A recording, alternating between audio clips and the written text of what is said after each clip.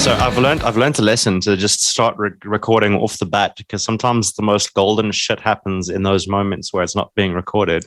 You end up sitting back like, well, we can't repeat any of that because it's just not going to be the same. So yeah. Also, when you said when we heard the recording sound, that's when we all went quiet. Yes. Yeah.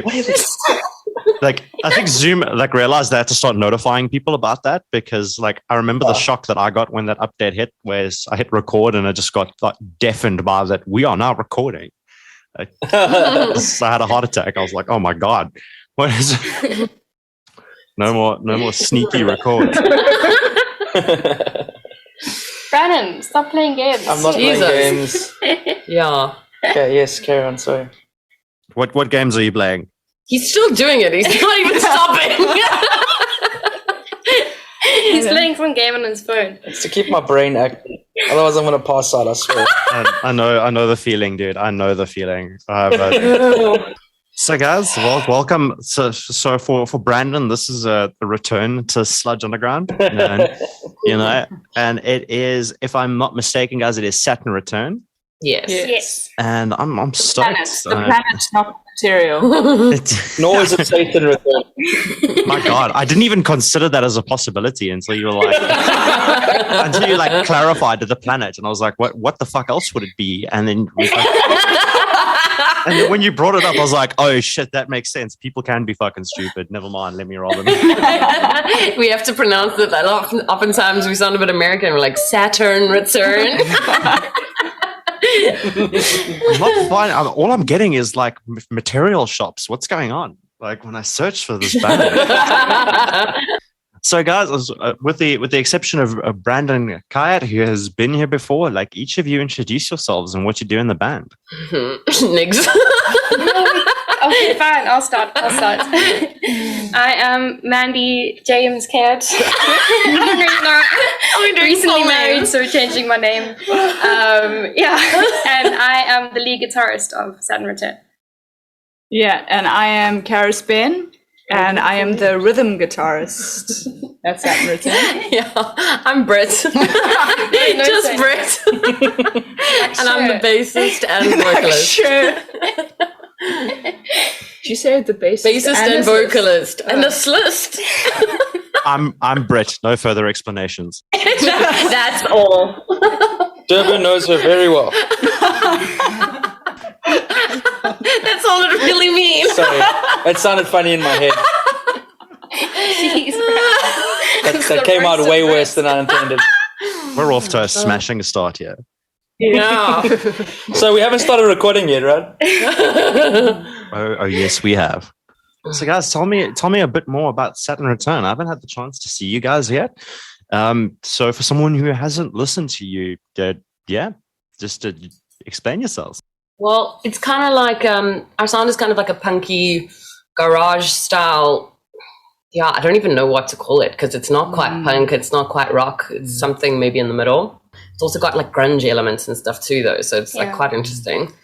Yeah, me and Karis, the rhythm guitarist, we started this band together literally on a whim. It was a drunken conversation. We were like, we should start a band. And then we actually did. And neither of us had played instruments before or anything like that. And we were just bored as heck in lockdown. So, yeah, and then, I don't know, maybe a year later, we met our new brands and it was a perfect fit. That's mind-blowing. So you guys hadn't played instruments before you started this. You just one day. No, and I didn't sing either. No, I had. I've played guitar, but your baby chords. I never played a power chord in my life. So I had to learn how to do that. But yeah. That is fantastic. There's nothing like learning. There's nothing like being thrown in the deep end as a musician. Brandon is no stranger to that. That man has he has no mercy. He will just. Okay, so this is what we're doing, and that's good luck. Survive, improvise, adapt, overcome. Yeah, deep end now. Yeah, the best was how Mandy introduced Franz. Yeah. Tell the story because I'm so bad at It recalling. was so funny. So me and Karis went for a drink with Mandy, and we were saying how we'd been looking for a drummer for quite a while. She was like, "Oh well, my boyfriend drums a bit. Like he's pretty shit, but we can try it out." And I promise you, I'm not just saying this. Mandy came home and she's like, "Oh my gosh, I met the coolest people. They are so rad, and they're looking for a drummer. So I suggested you." And my first question was, "Do they know how bad I am? Do they know that I have never played drums in a band before?" You guys know that I nearly So I was spat very my happy with coffee that into a introduction. microphone at that man. Like I ripped it. My God, that was great. That is one of the best. Yeah, so this is a potential member of your band. He's just really shit, by the way. So that's great. Yeah, exactly. Just to add a quick disclaimer, like Exactly. But you keep the expectations low, and then they're happily surprised. that's the best way to live life. This is one of the most chaotic origin stories I've ever heard of a band in my life. And like, I've heard a lot in the last few years. So that's that's impressive. No, we're not doing that. No, fuck off, Brandon. Wait, I don't know the story either. Sorry, we got cut off there. Did you say something? I'm waiting for the story. No, we're not telling. I'm not telling that story. Well, now they're aware that there's a story, guys. Grant, if you must tell the story, you can tell the Wait, story. is there a way you guys met that I don't know? Remember, I was fucking into Mandy. Well, there's your story. That's the whole story. End of. So Britt had admired Mandy through the socials and had contacted her, and man said, I think this girl might be keen, but I told her that, I'm married. And I have a boyfriend. Yeah, at that time it was, yeah. And so I was like, cool, as long as you've been honest. And she's like, I want to go hang out and I want to meet them all. And I've said very clearly that I'm in a relationship. And then we met the coolest homies through that story, which is not how you would think usually these things happen. Yeah. More chaos, yay. Yeah. When you said it's a chaotic origin story, I'm like, oh my word, it gets have no even idea. worse. Wait, there's more. Those sort of situations, as an artist, as someone who's involved in that community, the most chaotic meetings always lead to the best friendships and the best relationships, in all honesty. So guys, how long has Saturn Return been going now? It's, as far as I'm aware, from following on socials, it's quite recent. It's within the last year or so. Yeah, so With we did. you guys, me and Kara started in 2020, but it was just the two of us for a good year. Yeah. So only last couple months have we actually been hitting the scene since we sort of nailed all our songs. Now, how was the adjustment to going from not really playing an instrument at all to writing songs as a unit? How was that experience for you? Because that can be daunting to someone who's been playing for a while and joining a band for the first time. I mean, me and Karis feel like we have imposter syndrome because Mandy and Brandon are so skilled and have been doing this for so long. We don't even know what chords are, what we play. We literally don't know what keys are. Yeah. We're just it's this on the guitar. That's It sounds nice. So they're completely underselling themselves. They really If I may tell an alternative perspective. So with our EP, we did it in the room we currently are in now. Just a little basic home studio, nothing fancy, just recording. And they're like, oh my God, what do we expect from recording? How hectic is it? I've never worked with people that have just so quickly adjusted to the recording process, got their takes down in very minimal takes. And it was just a pleasure to work with. And the way they'd been going on about, we have no idea, we're so unskilled, please be patient. It was completely the opposite. Britt's also a really good, both Britt and Cass are really good songwriters, and it's been nice for Mans and myself to come in, not take over, to not be like, oh, this is what we think, but just purely listen to what the vision is. And then recently Britt and Cass are like, come, let's write together now. So it's been cool. We even ended up with a metal breakdown in the one song. Yeah. So So there's some big nice. things coming. Oh, that sounds sick. I like breakdowns, as you know, Yeah. and say less. Yeah, we were bummed because we were meant to play with you guys actually with Thorns of Ivory, and we were looking Are so you still forward to doing that that? gig. Well, that was the one in December. Oh yeah, that got postponed because of the COVID thing. But we were looking forward to playing with a proper like metal band. We played with Last of the Daggers, and we were like keen to jam with like Thorns and have a heavier lineup this time. You know. If I'm not mistaken, in March we're playing with Skinwalker, which, if I'm not mistaken, is one of Shane's bands, is one of Shane's projects. Yeah, and we're Saturn also Return. playing there. Oh shit! So we are market. Yeah. So we are playing a show together at some point. I'm stoked. Yeah. So that'll be sick. Oh yeah, something to talk about, Britt. How's about please tell them the story about our first Japanese fan. Oh. That was so cool. Yeah, I don't know what to say. Like, a Japanese musician messaged us saying that he was a fan and I was quite drunk the one day and decided to voice note him in Japanese. Yeah, Britt is a very multi-talented individual. Yeah. Wait, you can hold up a second. You can speak Japanese? Yeah. Speak it. No, fuck off. No. Would you prefer to rap in Japanese? Oh my god. Do it. No. Hard no. Like that is like every weeb's wet dream, is being able to speak Japanese.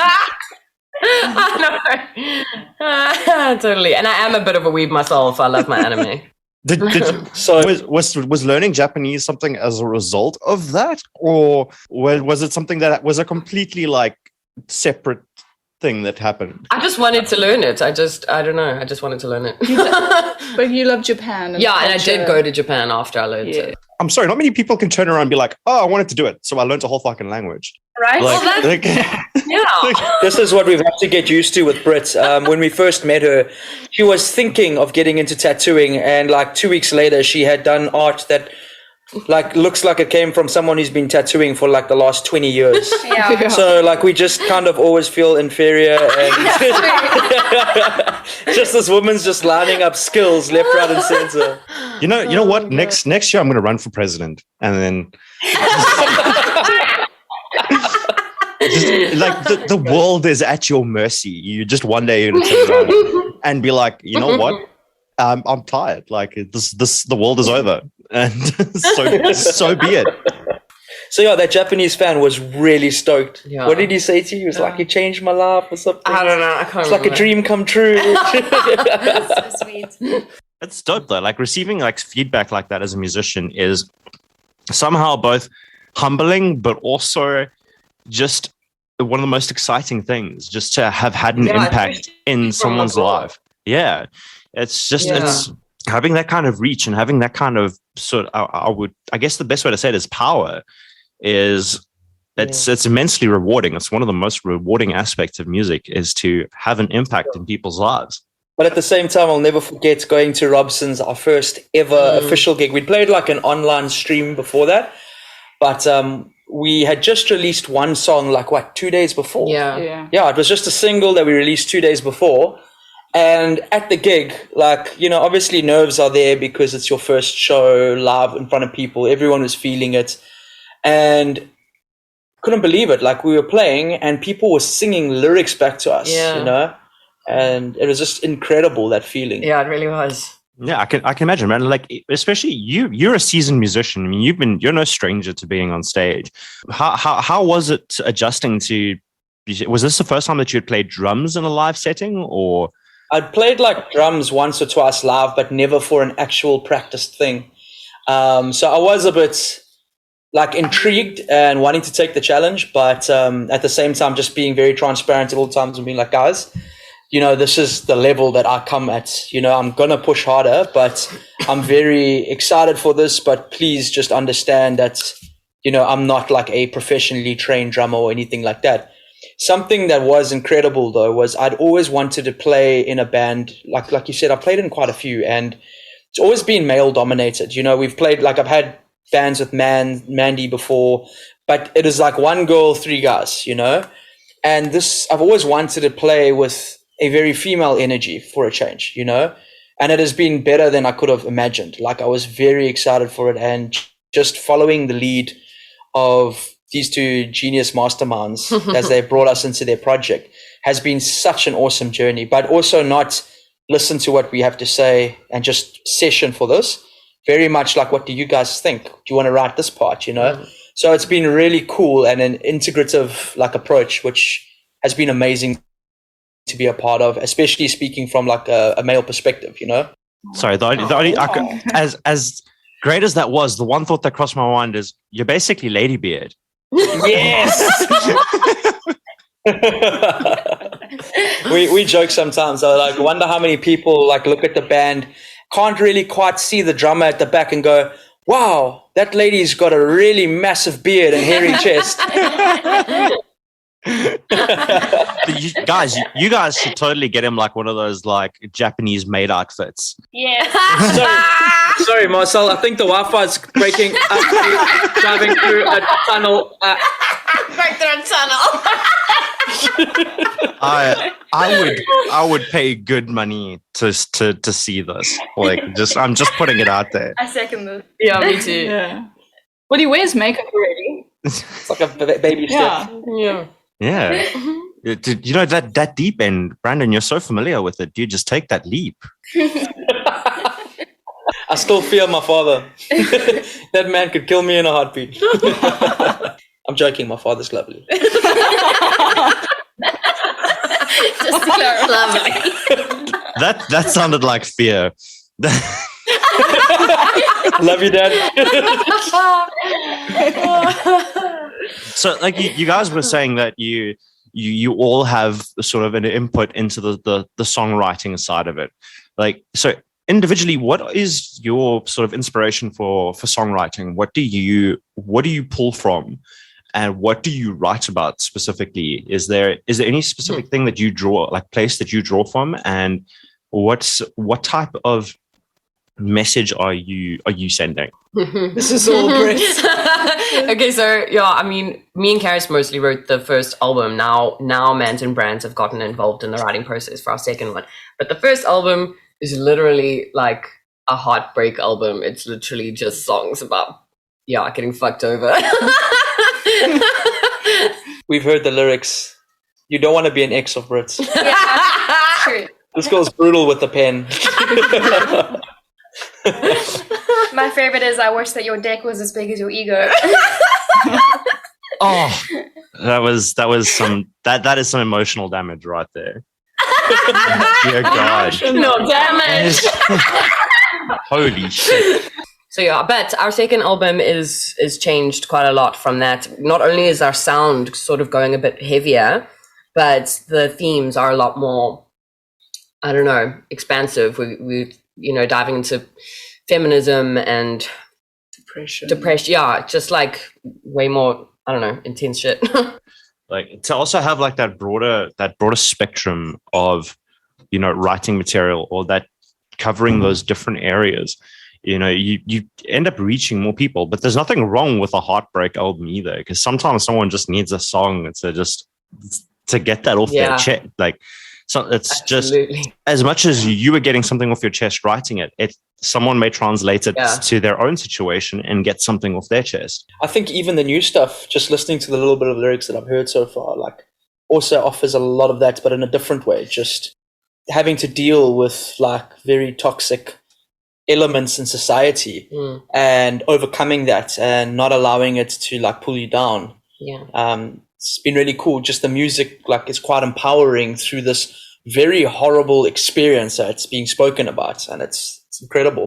You're speaking about like horrible experiences. The last two years have been an interesting source of material.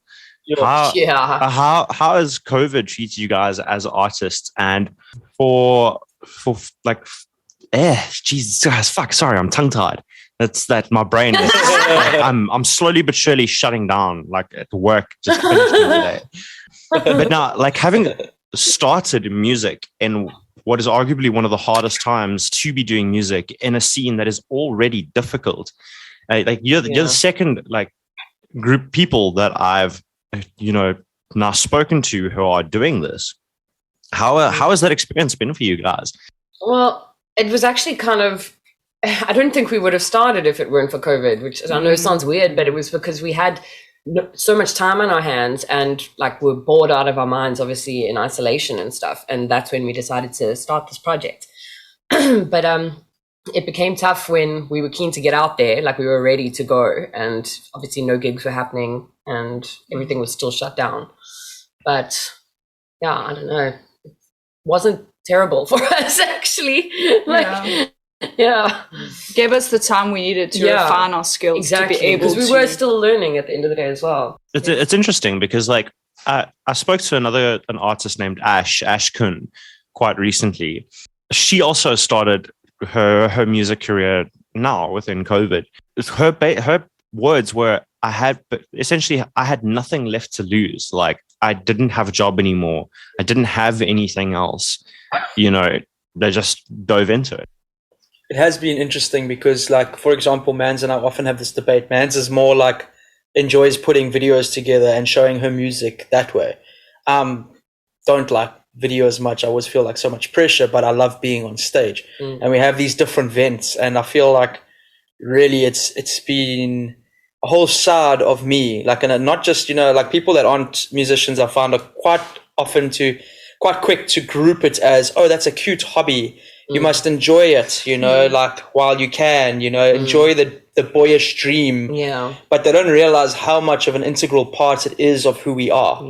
Yeah. So for me, particularly, it has been like almost dealing with the side of yourself that's just been cut off and that you need to access, you need to find a vent for, but you can't. So we came out, it's probably had like a slingshot effect, I could say, because we've come out now hitting the ground running. We've done so much in such a short space of time since gigs have been allowed. Unfortunately, there have been some gigs cancelled because of different waves of COVID, but we keep rolling with the punches. We try and make sure everyone's always safe. We try promote even ourselves, trying to wear masks at gigs and little things like that. And we're very, very stoked that even we've recently had a hand in even like getting new venues in Durban for other artists to play at, which is like incredible. If anyone who's listening that's come from the Durban scene knows how long we've been battling for venues, not just any venues, but alternative and metal venues. So it's actually been a huge win, and I don't know how hard we would have pushed for that were it not for the suppression of that artistic drive inside of us due to COVID. I mean, Brandon, this is a conversation we had with Sons of Shem before COVID about a problem with venues, of places to play in the alternative community. And that was before we were hit with a worldwide pandemic. It's been way worse now since then. And just that whole thing of creating places, you know, platforms for people to make music is one of the most admirable things out there. I also just want to touch on Mandy's videos, by the way, for anyone listening. First of all, follow her on TikTok. Mandy, that TikTok, dude. Oh my fuck. What? Hold on a second. Let's see if I can. What about tuning the artist? I mean, people's favorite artist. The Necro Goblin thing with that filter. Oh yeah. Dude, I finished myself. But then also, there's other videos that you've made where you've got a very distinctive style. Like, it's very, God, what is the wording that I'm looking for? Like, there's a couple of covers that you've done on YouTube, if I'm not mistaken. They've got such a distinct sort of vibe about them that it's so clearly like your style, and it's fantastic. So if anyone who's watching, definitely go and check out Mandy's platforms of what she does, like in terms of her video content. Thanks, dude. Really appreciate it. Wait, am I supposed to give my my handle? Yeah. I think it's Mandy James 94. What? Oh, you're born in 94. Yeah. This was the time to plug yourself and shameless marketing. Oh, you sorry. Know. Yeah, follow Saturn Return. What is our Saturn Return handle? Saturn Return Band. Saturn Return Band, yeah. On Instagram. My favorite thing about interviewing artists is all of them singing. They're like, "What are our handles?" Another cool thing, just on the topic of, you know, social, and it's quite nice to be in a band where everyone is so driven and pulls their weights, like in different ways. Like Brit is incredible, or Mans as well, is incredible with branding, design, You know, so we always have Brit designing these really cool posters for the gigs, throwing the like Facebook groups together, everything. Karis is a machine on socials as well. So she's always punting it, coming up with these cool ideas to like give away tequilas for entry. You know, like it's just such a cool synergistic team. And then I'm the big hairy dude that lugs equipment in and make sure we don't lose anything and talk to the venue owners. Yeah, he's the muscle. Well, I can imagine you guys get things done where you've got a person who learns languages for funsies. So like, I'm not actually surprised. Funsies. Sorry, someone was going to say something, and I've done it again. Speak, please. I'm sorry. I was just going to say my favorite part about this band is like we've been in quite a few bands, Brant and I, but I've never been in a band where we're honestly like family, and that's like my favorite part of everything. It doesn't feel like work or effort to get along and to like sort things out. We just like it's so synergistic. Like there's Brant literally said. no drama and no like weird band politics. It's just fucking fun and chilled. The biggest band politics that comes along are the bets that are taken for how many songs into the set before my shirt comes off. I assume it's not many. It's one or two. Yeah, but that's like the reason we, like what Mans was saying, is like kind of the reason we're hanging today, is because it's just when the band is out, we are there, you know, like we all want to be together, and we are under the guidance of our band mom, Max. Give a shout out to her. and not like most moms that would be like, guys, I think you've had enough. Max is the type like, why aren't you drinking? I'm getting you shots, shame. So we always looked after from Max going up to these big dudes on the sound desk, tuning them, hey, you don't know what these girls are meant to sound like? I can't hear the vocalist voice. Please pick it up. You know, like tuning these people, putting them in their place, helping us with like, you know, sound issues, to getting the crowd dancing, to handing out shots. Yeah. To twerking up front. Yeah. She's a massive pillar of this band. I don't actually have words. I've got such a vivid imagery of this person. Like I'm just imagining like someone twerking shot in hand and just, you know, it's exactly what it is. You can spot her at any gig. She's the girl shouting hardcore after the last song because she confused that with encore the first time. Hardcore.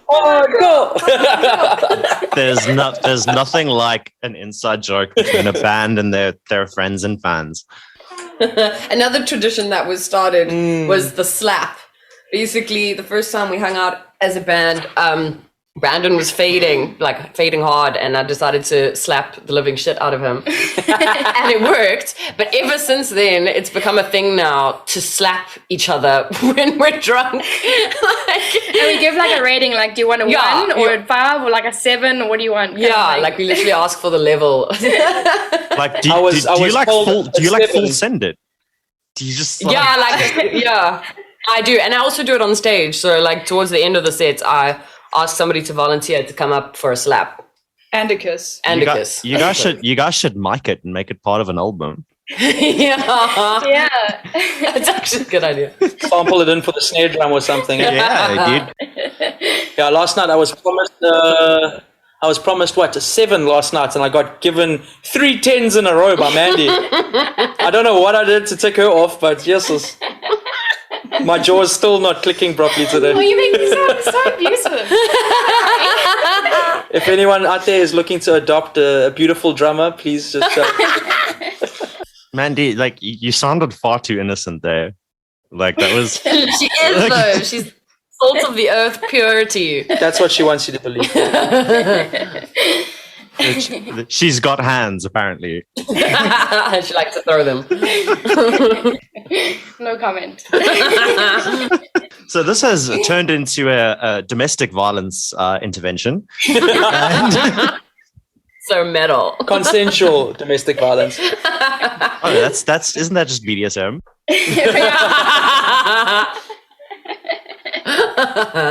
That's probably a bad time to give a shout out to my mom.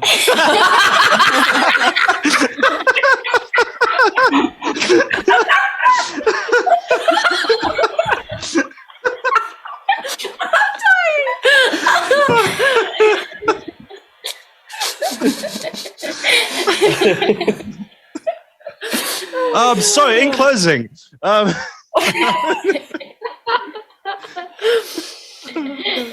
oh God, that was great.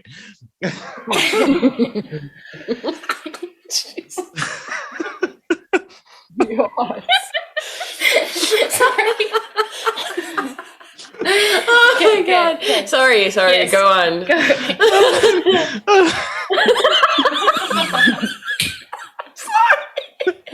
It's his laugh that keeps making me laugh. I'm sorry. Please continue. Oh my God, I don't know how I can be serious after that. I don't know how I can follow up with a serious question. And just it's like I just walk past that.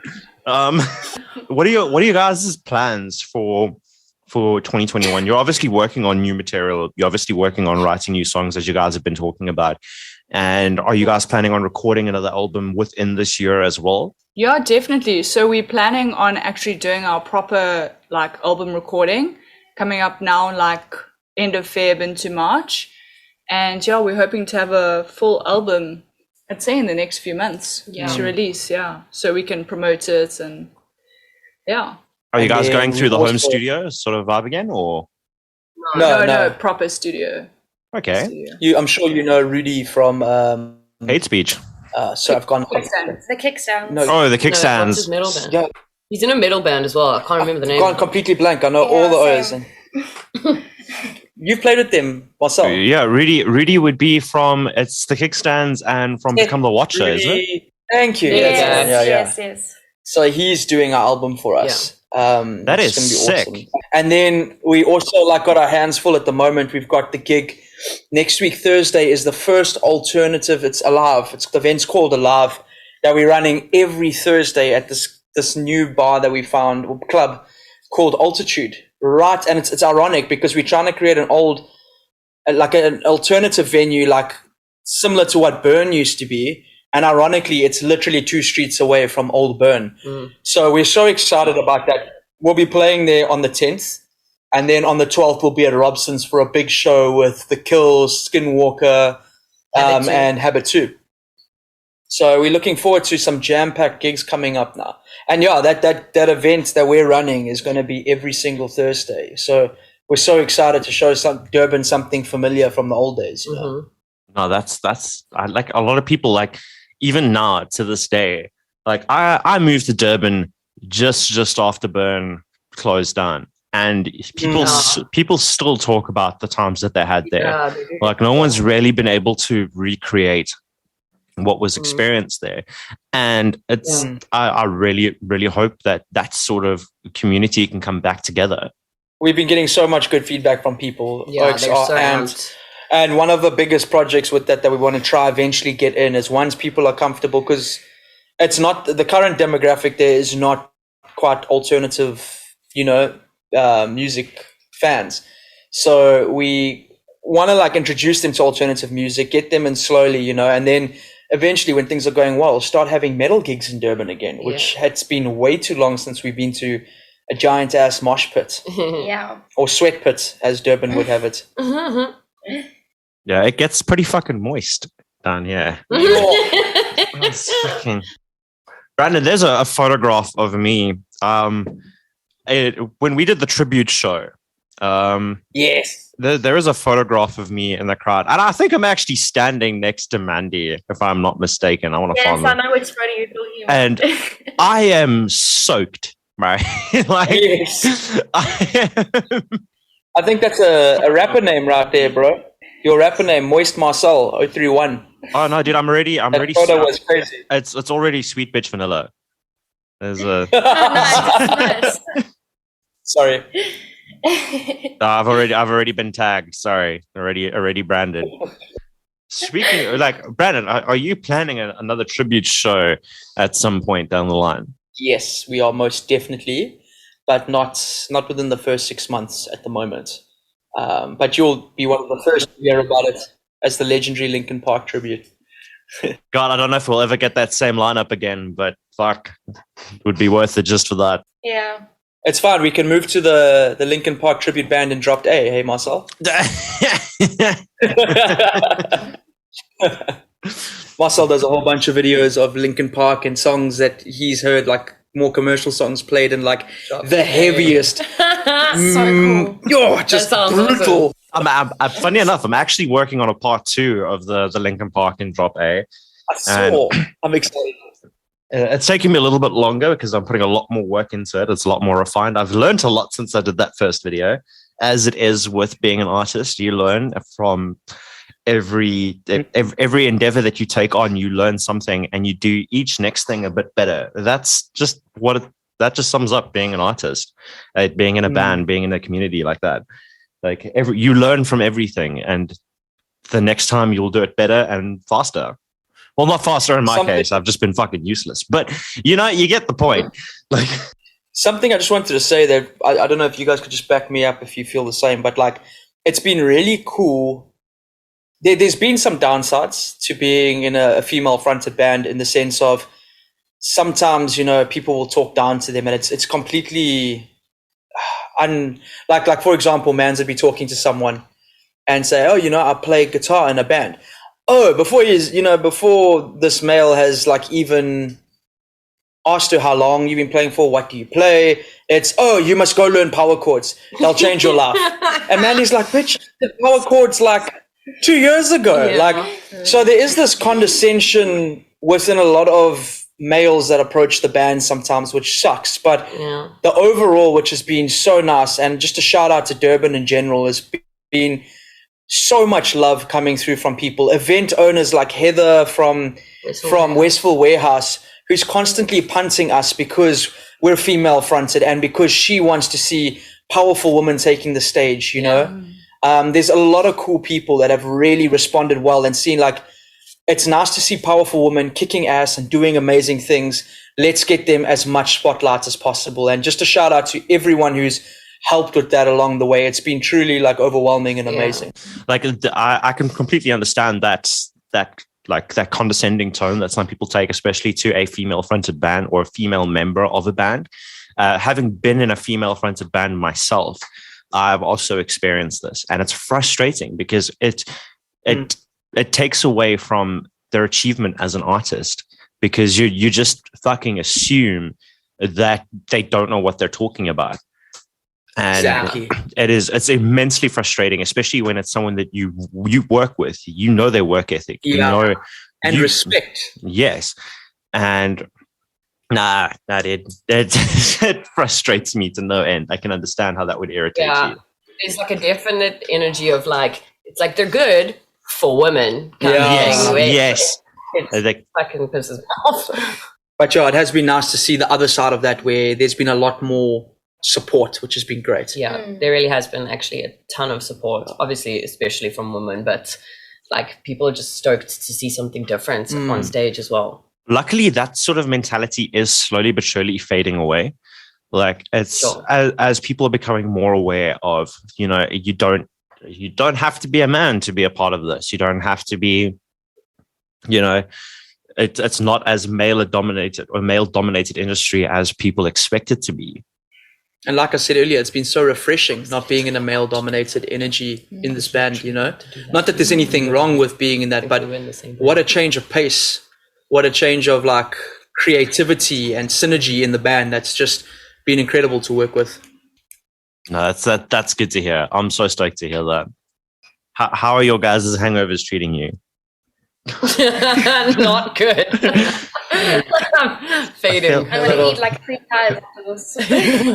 Basically, like the Bo Burnhams, I feel like a bag of shit is just playing over my head repeatedly. I was so relieved when you told us. I don't even know how I'm still conscious. I don't even know how I got through a work day like this. Yep, I don't know how I got you. How are you guys finding balancing, being a musician as well as what do you guys do outside of music, or whatever it is you do outside of music? It's quite easy for most of us are flexible Yeah. with our jobs. Yeah. So it makes it pretty easy. I think in the last year that we've been jamming together, mine has been the most inflexible because Brits and Mans work pretty freelance based, like just getting things done. Karis runs her own business and manages a lot. So as long as she's like accessible to be spoken to, then it's fine. But I've been working like, 9 to 5, and that's recently come to an end, so I can move on to the next chapter. And in this little break between now and July, when my unemployment will end, it's been like, that's when we're like, cool, let's get the album done. Let's push for this new event. Let's get everything up, running and automatic by the time, like, we get busy with our things again. Although they're always kind of busy. So I guess I'm just speaking for myself. No, but that's good. Like, you were like one of the first like groups that I've spoken to that doesn't really have that. Like, a lot of guys struggle with balancing things. I know myself personally, I really struggle to balance being a musician, being with Sludge, being in a full-time job, and it can get very overwhelming. Yeah, I think it came at a nice time for all of us because we all are in quite flexible positions, except for Brandon. But now he is. So yeah, it's been really good for that. Yeah, man. I'm going back to the pretty girl for a good thing, pretty good for a girl thing, and pretty girl for a good thing. I'm remembering when I saw you play bass for the Red Hot Chili Peppers tribute, being absolutely blown away from how much you had progressed from the point that I'd last seen you play bass to that point. Thanks. It was a lot of practice. Yeah, that growth was unbelievable. And I remember watching a whole bunch of other people having the same reaction I did, being like, holy shit, she's good. Thanks, dude. Yeah, you must see how she shreds for our band. Yeah, and that's guitar now. So she just does like, cool, I'm done with bass. I've owned that now. Just played flea stuff. Now I'm just moving on to guitar. Like, I'm still getting there with guitar. One of these days, you're just going to put me completely to shame, Andy. I need to... No, I don't think so. She doesn't smile as much on stage, bro. Got that magical smile that still warms our hearts. So you got that. I'm just happy. I've told you before. I'm just happy to be here. Like, it's infectious, dude. It's awesome. Yeah. Brandon often makes jokes about this. That I play in a band that makes such angry music, but I just look so happy. Like I'm just dancing through a field of fucking daisies or some shit. You got Matt screaming his tits off, Mitch headbanging hard, Naz going ape, and Gary just looking buff and crazy machine on stage, and then Marcel just bringing this happy shred energy on his guitar. It is so... I will miss it. That if you ever change it, it'll be something I will purely miss. Like, a lot of us feel the same. It's like that makes it so special, bro. Yeah. And it's better than having a weird guitar face, like we were talking about the other day. I just either stick our tongues out or pull like weird faces while we play. We all have a special one. Mandy's Vietnam face. Oh, yeah. Please, Who wants to tell Marcel about this? Tell me more. When was the first time? I think I was photo. the one that said it. Yeah, it was the photo. It was a photo. Yeah, Mans does this thing where she sort of zones out and she looks far off into the distance. And I said, like, "Are you having a Vietnam flashback?" She's and back now, in Nam, dude. Yeah, and she still does it now. Like it's the best thing ever. It's so bad though because it happens at gigs and then I'm like zoned out and I realize I'm supposed to come in like a verse ago and I'm just like staring into space. I'm like. We've got so many pictures of it. Someone needs to take a video of this happening and then just edit. It is video, actually. Okay, so then take a video and then just edit the sounds of like a distant battle getting louder. Bombs and guns.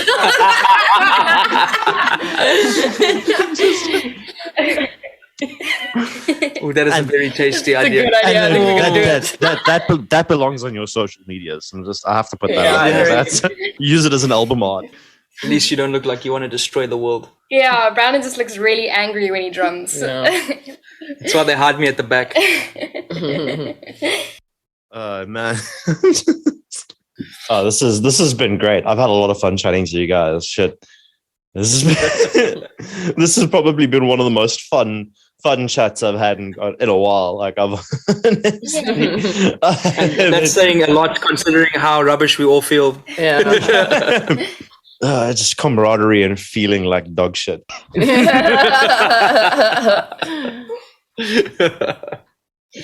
Yeah, and a big thanks to you guys again. Like it's you brought up, how we have an interview before, and I remember you guys were just kind of like starting out. We were like one of the like early episodes, and when we were getting booked for Sludge, we were blown away. Mans and I were saying, "Can you believe how booked up these guys are?" Like it makes us so proud to come from the same humble music scene as you guys and see you guys just achieve such cool things, yet still keep such a like grassroots approach to this. You're not these big shot guys that are sponsored and stuff. You very much know what we go through on a day-to-day as musicians in this field, trying to balance careers and relationships, so it's really cool to actually talk and be interviewed by people that actually know what we're talking about and not just pretending to go along with it, so shout out to you guys there. And for creating Yeah. Sorry. I was just saying, and for creating a platform for musicians in Durban or in South Africa in general, it's incredible. So thanks, guys. No, it's a pleasure, honestly. Like, the thing is, like, Naz and I started this as a love for the South African music scene, and we've been those guys. We've been those artists who, we aren't given the time of day because they don't meet a certain criteria or they don't meet a certain quota, and like you said, like, there's these guys who are big shots and they make you feel like shit as an artist or not worthy because you don't meet their criteria. Whereas Sludge has just and always will be a platform for the love of local music or for the love of music, and just giving artists of all shapes and sizes, of all backgrounds, to just speak about what it is they want to do.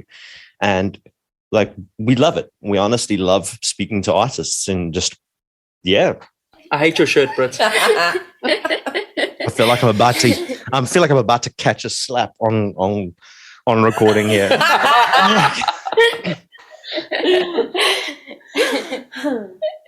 Guys, in closing, like, for realsies time, not trying to get away from Brandon's dark moments.